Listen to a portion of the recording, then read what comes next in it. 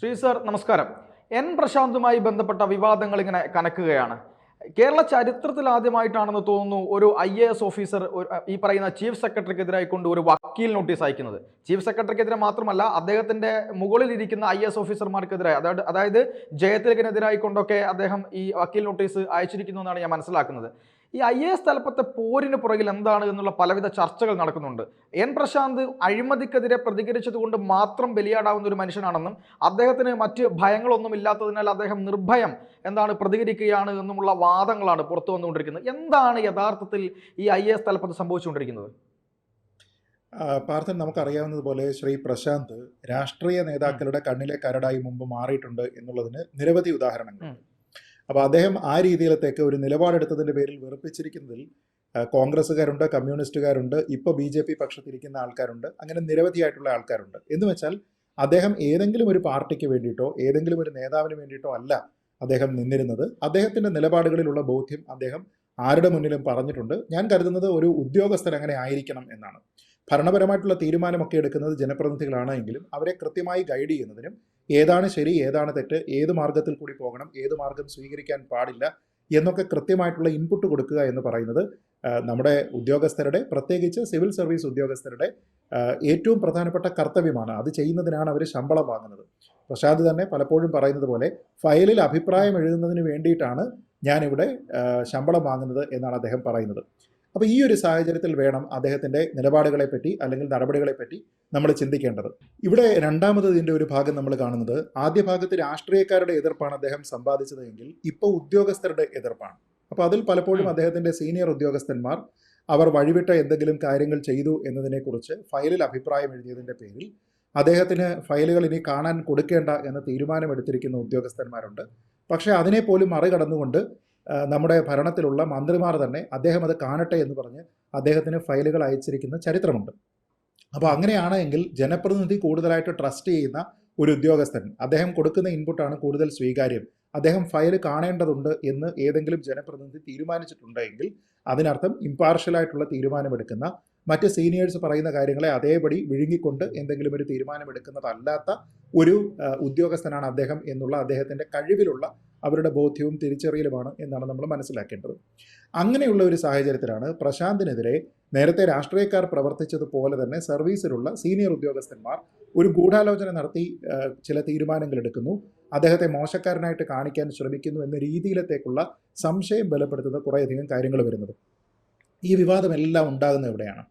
അത് അദ്ദേഹം SC/ST വകുപ്പുമായി അറ്റാച്ച് ചെയ്തിരിക്കുന്ന ഉന്നതി എന്ന് പറയുന്ന ഒരു സംവിധാനത്തിൻ്റെ ഭാഗമായി പ്രവർത്തിക്കുന്ന സമയത്താണ്. ഈ ഉന്നതി എന്ന് പറയുന്നത് ഒരു സീറോ ബജറ്റ് പ്രോഗ്രാമാണ്. ബജറ്റ് അലൊക്കേഷൻ ഉണ്ടായിരുന്നുവെങ്കിലും അത് കിട്ടിയില്ല. അദ്ദേഹം അത് വോളണ്ടിയർ ചെയ്യാൻ തയ്യാറായിട്ടുള്ള സംഘടനകൾ, വ്യക്തികൾ, ഇവരെയൊക്കെ തന്നെ സഹകരിപ്പിച്ചുകൊണ്ട് നല്ല രീതിയിൽ അതിനെ കൊണ്ടുപോയി. അപ്പോൾ അങ്ങനെ കൊണ്ടുപോയി അതിനുശേഷം അദ്ദേഹത്തിന് മന്ത്രി മാറ്റമുണ്ടാകാനുള്ള സാധ്യത തെരഞ്ഞെടുപ്പുമായി ബന്ധപ്പെട്ടുണ്ടാകുന്നു. അപ്പോൾ അദ്ദേഹം മറ്റൊരു വകുപ്പിൽ പ്രവർത്തിക്കാനുള്ള ഇംഗിതം അറിയിക്കുന്നു. അതിൻ്റെ ഭാഗമായിട്ട് അദ്ദേഹത്തിനെ ഈ SC/ST വകുപ്പിൽ നിന്ന് റിലീവ് ചെയ്തിട്ട് കൃഷി വകുപ്പിലേക്ക് വിടുന്നു. അതിൻ്റെ ഭാഗമായിട്ട് അദ്ദേഹം ഈ ഉന്നതിയുമായി ബന്ധപ്പെട്ട എല്ലാ രേഖകളും മന്ത്രിക്ക് കൊണ്ടു കൊടുക്കുന്നു. എന്തിനു മന്ത്രിക്ക് കൊടുക്കുന്നു, മറ്റൊരു ഉന്നത ഉദ്യോഗസ്ഥന് കൊടുക്കുന്നില്ല എന്ന് ചോദിച്ചാൽ, ഈ SC/ST വകുപ്പുമായി ബന്ധപ്പെട്ടതാണ് എങ്കിലും ഉന്നതി എന്ന് പറയുന്നത് ഒരു പ്രത്യേക സംവിധാനമാണ്. ആ ഉന്നതിയുടെ ചെയർമാൻ എന്ന് പറയുന്നത് മന്ത്രി ആയതുകൊണ്ട് തന്നെ അതിൻ്റെ CEO ആയിട്ട് പ്രവർത്തിക്കുന്ന അല്ലെങ്കിൽ അതിൻ്റെ MD ആയി പ്രവർത്തിക്കുന്ന പ്രശാന്തിനെ സംബന്ധിച്ചിടത്തോളം അവിടുത്തെ അദ്ദേഹത്തിൻ്റെ റിപ്പോർട്ടിംഗ് അതോറിറ്റി ഒരു സീനിയർ ഉദ്യോഗസ്ഥരല്ല, മറിച്ച് മന്ത്രിയാണ്. അതുകൊണ്ട് ഈ രേഖകളെല്ലാം തന്നെ അദ്ദേഹം മന്ത്രിക്ക് കൊടുക്കുന്നു. മന്ത്രി ഇതിനെ കൃത്യമായിട്ട് മറ്റുള്ള ഉദ്യോഗസ്ഥരിലേക്ക്, നമ്മൾ ഈ പറയുന്ന അഡീഷണൽ ചീഫ് സെക്രട്ടറി ഉൾപ്പെടെയുള്ള ആൾക്കാരിലേക്ക് ഇത് അയക്കുന്നു. അങ്ങനെ എത്തിയതിനു ശേഷം ഈ കറസ്പോണ്ടൻസ് മുഴുവനും പ്രോപ്പറായിട്ട് എല്ലാം അവിടെ കിട്ടിയിട്ടുണ്ട് എന്ന് രേഖകൾ വഴി നമുക്ക് ബോധ്യമാകുന്ന കാര്യമാണ്. കാരണം ഈ രേഖകളെല്ലാം തന്നെ ഇതിനോടകം പുറത്തു വന്നിട്ടുണ്ട്. എന്നിട്ട് പിന്നീട് ചുമതല ഏൽക്കുന്ന ഒരു ഉദ്യോഗസ്ഥൻ, അദ്ദേഹം പോലും ആ വകുപ്പിൽ നിന്ന് പോകുന്ന സമയമാകുമ്പോഴേക്കും, അല്ലെങ്കിൽ അദ്ദേഹത്തിൻ്റെ ഉന്നതാധികാരി ആ വകുപ്പിൻ്റെ നിയന്ത്രണത്തിൽ നിന്ന് മാറുന്ന ഒരു സമയമാകുമ്പോഴേക്കും ഈ രേഖകളെല്ലാം കൂടി ആ ഒരു സമയത്ത് പെട്ടെന്ന് ഇത് കാണാനില്ല, പ്രശാന്ത് കൊണ്ടുവന്നിരിക്കുന്നതിനകത്തിൽ വാട്സാപ്പിൻ്റെ പാസ്വേഡ് കാണാനില്ല തുടങ്ങിയ കുറേയധികം കാര്യങ്ങൾ പറഞ്ഞു, വളരെ ട്രിവിയലായിട്ടുള്ള കുറേയധികം കാര്യങ്ങൾ പറഞ്ഞുകൊണ്ട് പ്രശാന്തിനോട് വേണമെങ്കിൽ ചോദിക്കാമായിരുന്നു എന്നുള്ളൊരു ഓപ്ഷൻ പോലും ഉപയോഗപ്പെടുത്താതെ അദ്ദേഹത്തിനെതിരെ ഒരു പരാതിയായിട്ട് കൊണ്ടുവരുന്നു. പിന്നെ നമ്മൾ കാണുന്നത് എന്താ? ഏറ്റവും അടുത്ത് വന്നിരിക്കുന്ന വിവരമനുസരിച്ച് ഈ രേഖകൾക്കൊന്നും തന്നെ, ഇത്തരത്തിലുള്ള കറസ്പോണ്ടൻസിനൊന്നും തന്നെ ഒരു നമ്പറില്ല, അതിന് തീയതിയില്ല, ഇങ്ങനെ കുറേയധികം കാര്യങ്ങളുമായി ബന്ധപ്പെട്ടിരിക്കുകയും ഇവരെല്ലാവരും തന്നെ ഈ ചേഞ്ച്, ഡ്യൂട്ടിയിലുള്ള അല്ലെങ്കിൽ അവരുടെ ആ വകുപ്പിലുള്ള ചേഞ്ച് വരുന്നതിന് മുന്നോടിയായിട്ട് ഒറ്റ ദിവസം തന്നെ ഈ രേഖകളെല്ലാം തന്നെ ഓഫീസ് സിസ്റ്റത്തിലേക്ക് അപ്ലോഡ് ചെയ്യുകയും ഒക്കെ ചെയ്യുന്നു. ഇത് ശ്രദ്ധയിൽപ്പെടുത്തിയതിനു ശേഷവും ചീഫ് സെക്രട്ടറി ശ്രീമതി ശാരദാ മുരളീധരൻ്റെ ഭാഗത്തു നിന്ന് കൃത്യമായിട്ടുള്ള നടപടികൾ ഉണ്ടാകുന്നില്ല എന്ന് പറഞ്ഞാൽ നമ്മൾ സാധാരണക്കാരായിട്ടുള്ള ആൾക്കാർ സംശയിക്കുന്നത് പ്രശാന്തിനെതിരെ ശക്തമായിട്ടുള്ള ഒരു ഗൂഢാലോചന ഇവിടെ നടന്നിരിക്കാം എന്നാണ്.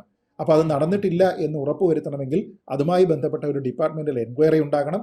അത് നടത്തേണ്ടത്, ഓർഡർ ചെയ്യേണ്ടത് ചീഫ് സെക്രട്ടറിയാണ്. അങ്ങനെ ഇതിൽ ഉൾപ്പെട്ടിരിക്കുന്ന ആൾക്കാരെ പറ്റി എല്ലാം അന്വേഷണം നടത്തി ആരാണ് ശരി ആരാണ് തെറ്റ് എന്നുള്ളത് നമ്മൾ മനസ്സിലാക്കണം. നിലവിൽ കുറേയധികം രേഖകൾ പുറത്തു വന്നിട്ടുണ്ട്. ഈ ഓരോ ആൾക്കാരുടെയും ഭാഷ്യവും നമുക്കറിയാം. ഇപ്പോൾ ജയതിലക് എന്താണ് ചിന്തിക്കുന്നത് എന്നതുമായി ബന്ധപ്പെട്ട് മാതൃഭൂമി പത്രം വഴി റിപ്പോർട്ട് ചെയ്ത് നമ്മൾ കണ്ടിട്ടുണ്ട്. ഗോപാലകൃഷ്ണൻ എന്ന ഉദ്യോഗസ്ഥൻ എന്താണ് ചിന്തിക്കുന്നത് എന്നുള്ളതിനെ പറ്റി നമ്മൾ കണ്ടിട്ടുണ്ട്. അദ്ദേഹം ചിന്തിച്ചതും ചിന്തിക്കാത്തതും ഒക്കെ നമ്മൾ ചില വിവാദമായ വാട്സാപ്പ് ഗ്രൂപ്പുകൾ വഴി കണ്ടിട്ടുണ്ട്. ശാരദാ മുരളീധരൻ ഇദ്ദേഹത്തിനെതിരെ നടപടിയെടുക്കാനായിട്ടുള്ള കാര്യങ്ങളുമായി പോകുമ്പോൾ നമ്മൾ കണ്ടിട്ടുണ്ട്. പക്ഷേ ഇതുമായി ബന്ധപ്പെട്ട് പൊതുസമൂഹത്തിലേക്ക് വന്നിരിക്കുന്ന രേഖകൾ പരിശോധിക്കുമ്പോൾ ഇവരാരും പറഞ്ഞതല്ല ശരി, പ്രശാന്ത് പറഞ്ഞതാണ് ശരി എന്ന് പൊതുസമൂഹത്തിന് ബോധ്യമാകും. കാരണം പ്രശാന്ത് വളരെ സിമ്പിളായിട്ട് എന്ത് കാര്യമാണോ പറഞ്ഞത് അതിനെ സാധൂകരിക്കുന്ന കാര്യമാണ് ഇവിടെ ഉള്ളത്.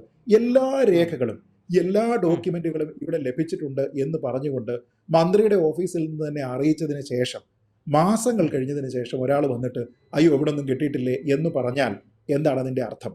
അതും ഏത് സമയത്താണ് ഇത് കൊടുക്കുന്നത്? ഈ പറയുന്ന ഉദ്യോഗസ്ഥൻ്റെ നിലവിലുള്ള ക്രെഡിബിലിറ്റി എന്താണ്? ഈ കാര്യങ്ങൾ പ്രസക്തമല്ലേ? അപ്പോൾ അങ്ങനെ വരുന്ന സമയത്ത് ഡിപ്പാർട്ട്മെൻ്റലായിട്ട് അദ്ദേഹത്തിന് സസ്പെൻഷൻ കൊടുക്കുന്നു. അതിനുശേഷം അദ്ദേഹത്തിനെതിരെ എൻക്വയറി ഉണ്ടാകുന്നു, അദ്ദേഹത്തിന് ഒരു മെമ്മോ ഇഷ്യൂ ചെയ്യുന്നു. ഈ കാര്യങ്ങളുമായിട്ട് പോകുന്ന സമയത്ത് ഒരു ഉദ്യോഗസ്ഥർ എന്ന രീതിയിൽ അദ്ദേഹത്തിൻ്റെ മേലുള്ള ആരോപണം ക്ലിയർ ചെയ്യുന്നതിന് വേണ്ടിയിട്ട് ഈ സിസ്റ്റം സഹായിച്ചില്ല എങ്കിൽ തൻ്റെ ഭാഗത്തു നിന്നുള്ള നടപടി എടുക്കാനായിട്ട് അദ്ദേഹത്തിന് യാതൊരു വിധത്തിലുള്ള നിയമ തടസ്സവുമില്ല. ഇതിൻ്റെ ഇടയ്ക്ക് പറയേണ്ടുന്ന ഒരു പ്രധാനപ്പെട്ട കാര്യം, പ്രശാന്ത് ഒരു ലോ ഗ്രാജുവേറ്റ് ആണ്. അതും വളരെ മികച്ച രീതിയിൽ തന്നെ പാസ്സായിരിക്കുന്ന ലോ ഗ്രാജുവേറ്റ് ആണ്. അപ്പോൾ അദ്ദേഹത്തിന് നിയമം ആരും പറഞ്ഞു കൊടുക്കേണ്ടതില്ല. പ്രത്യേകിച്ച് അദ്ദേഹത്തിൻ്റെ ജോലിയുമായി ബന്ധപ്പെട്ട കാര്യത്തിൽ അദ്ദേഹം വളരെ മികച്ച രീതിയിലത്തേക്ക് ഇത് പാസ്സായി വന്നിരിക്കുന്ന ആളാണ്. അപ്പോൾ അദ്ദേഹത്തിന് അറിയാം തൻ്റെ ഉദ്യോഗസ്ഥനെന്ന നിലയ്ക്കുള്ള അവകാശങ്ങൾ എന്തൊക്കെയാണ്, അത് സംരക്ഷിക്കാൻ എന്താണ് ചെയ്യേണ്ടത് എന്നതുമായി ബന്ധപ്പെട്ട അദ്ദേഹത്തിന് കൃത്യമായ കാര്യങ്ങൾ അറിയുമ്പോൾ ഒരു വിസിൽ ബ്ലോവർ ആയിരിക്കാനുള്ള അവകാശം പോലും നമ്മുടെ സിസ്റ്റം അദ്ദേഹത്തിന് നൽകുമ്പോൾ അദ്ദേഹം പറഞ്ഞിരിക്കുന്ന കാര്യങ്ങൾ കേൾക്കാതെ അതിൻ്റെ സത്യാവസ്ഥ എന്താണെന്ന് മനസ്സിലാക്കാതെ ഇവിടെയുള്ള മറ്റ് സീനിയർ ഉദ്യോഗസ്ഥന്മാർ പെരുമാറുന്നുണ്ട് എങ്കിൽ അദ്ദേഹത്തിന് എല്ലാവിധ അവകാശാധികാരങ്ങളുമുണ്ട് അവർക്കെതിരെ നിയമപരമായിട്ടുള്ള നടപടിയെടുക്കാൻ. അങ്ങനെയുള്ള നിയമപരമായിട്ടുള്ള നടപടി എടുക്കുന്നതിൽ നിന്ന് അദ്ദേഹത്തിനെ വിലക്കുന്ന എന്തെങ്കിലും ഒരു സിസ്റ്റം ഉണ്ടോ? ഉണ്ടെങ്കിൽ പറയാം അദ്ദേഹം ചട്ടവിരുദ്ധമായിട്ട് പെരുമാറിയെന്ന്. അപ്പോൾ അദ്ദേഹം ലീഗൽ നോട്ടീസ് അയക്കുന്നു. അതിനുശേഷം അദ്ദേഹം വേണമെങ്കിൽ ക്രിമിനലായിട്ടുള്ള നടപടിക്രമങ്ങൾ ഉൾപ്പെടെ അവർക്കെതിരെ സ്വീകരിക്കാൻ അദ്ദേഹം നിർബന്ധിതനാകുന്നു എന്ന് വരുന്നു. അപ്പോൾ ഇതൊരു അൺപ്രസിഡന്റഡ് മൂവ് എന്ന രീതിയിലാണ് നമ്മൾ പറയുന്നത്. കാരണം ചരിത്രത്തിൽ ആദ്യമായിട്ട് ഇങ്ങനെയല്ലേ ചരിത്രം ഉണ്ടാകുന്നത്.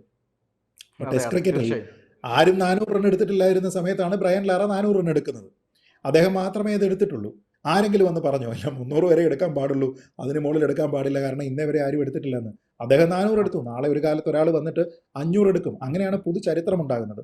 അത് തടസ്സപ്പെടുത്തുന്ന ഒരു കാര്യമല്ല, മറിച്ച് ഇത് ഈ സിസ്റ്റത്തിനിടയിൽ ഏതെങ്കിലും ഒരു ജൂനിയർ ഉദ്യോഗസ്ഥന് സീനിയർ ഉദ്യോഗസ്ഥന്റെ ഭാഗത്തുനിന്ന് വിവേചനം നേരിടുന്നുണ്ടെങ്കിൽ അതിനെ മറികടക്കാനായിട്ടുള്ള മാർഗങ്ങളില്ല എങ്കിൽ ഇങ്ങനെ ഒരു മാർഗവും ഇവിടെ ഉണ്ട് എന്ന രീതിയിലത്തേക്കുള്ള ഒരു പുതു കീഴ്വഴക്കം സൃഷ്ടിക്കുന്ന ഒരു പ്രവൃത്തിയായിക്കൂടാ എന്ന് നമുക്ക് കരുതാൻ കഴിയില്ലല്ലോ.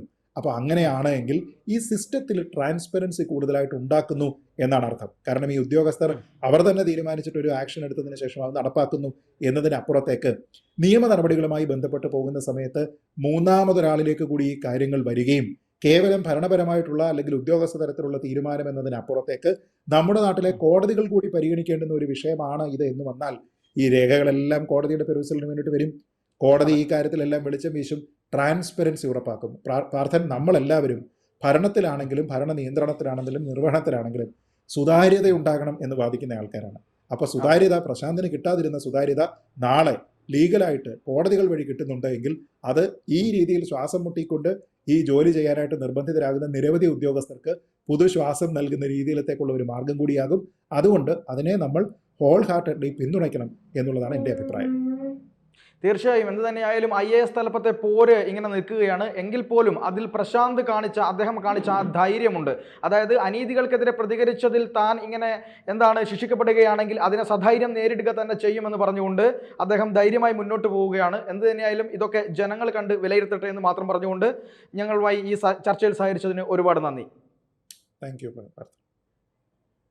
കൂടുതൽ വാർത്തകളും വിശേഷങ്ങളും നിങ്ങളിലേക്ക് എത്താൻ ABC മലയാളം സബ്സ്ക്രൈബ് ചെയ്യുക, ബെൽ ബട്ടണും അമർത്തുക.